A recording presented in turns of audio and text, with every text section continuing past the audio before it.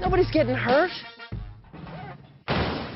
That guy was up there before we got here. Deadpool! Everyone loves Deadpool. Deadpool. Everyone loves him. Look at he's so crazy. Chimichangas.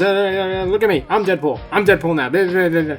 I'm kidding, but most of you probably didn't know who Deadpool was a year ago, did ya? Deadpool stars are not-so-superhero Wade Wilson, played brilliantly by Ryan Reynolds, who was diagnosed with cancer. Oh, well, that's depressing. Determined to cure it, he agrees to transform into a super soldier of the sword. The experiment works, but with some side effects, including being able to regenerate his body if he's hurt, and looking like Freddy Krueger's more attractive brother. But that's not saying much. This has Wade don a tight red suit and become the anti-hero known as Deadpool, a badass who's determined to get revenge on those who wronged him in the most creative ways possible. Deadpool is no Avenger, and his comics would show it best. But needless to say, this definitely isn't a kid's superhero movie. Deadpool is an unstable madman with a knack for blood, gratuitous violence, sex, and lots of colorful language. Most of it I can't say on the show. Oh, and he has a tendency of breaking the fourth wall a lot, talking directly to the viewer at times, and which of course makes this whole viewing experience absolutely hilarious. Ryan Reynolds was a perfect casting choice for Deadpool, and it's pretty obvious that he's having an absolute blast playing this guy. Every quip and one-liner is a hit and never failed to catch my amusement. You can go into this movie not knowing jack about who Deadpool is and get the gist of what this guy's gonna be like in the first 5 minutes.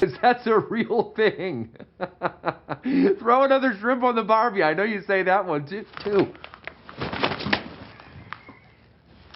That's a hat. You guys wear this. However, outside of Ryan's humor and charm, this could easily pass as another decent Marvel film. It has a long exposition, which I think takes up a little bit too much time in this movie. I understand we need to have an explanation to who Deadpool is, but it's a bit hypocritical to go from one scene where Deadpool exclaims to the audience that this is not a normal superhero movie, only to have a long multi-sequence backstory like a normal superhero movie. There's a love interest who's there, I guess, plus a few side characters and heroes who are admittedly amusing at times. It's one thing to have Deadpool interact with us as the audience, which is funny in its own right, but watching these characters interact with Deadpool is like the best part of the entire movie, especially his interaction with the X-Men member Colossus. However, we are plagued with another boring, unbelievably boring Marvel villain, Ajax. I understand that putting in an eccentric villain would have distracted us from our main character, but give us something. His side girl baddie was much more interesting than he was.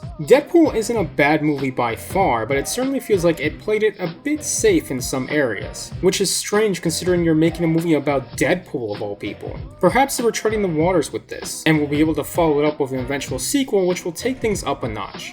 This is definitely going to satisfy anyone who admires this kind of crude humor and has a nonsense thirst for blood. You could let alone see this movie just for Ryan's performance. It's that funny, and it will definitely make you a fan of this unusual anti-hero. Thank you so much for watching, and expect another video from me very soon. Also, does this count as breaking the fourth wall? I think so, sort of, maybe, possibly. Thanks again guys, and as always, I'll see you all next time.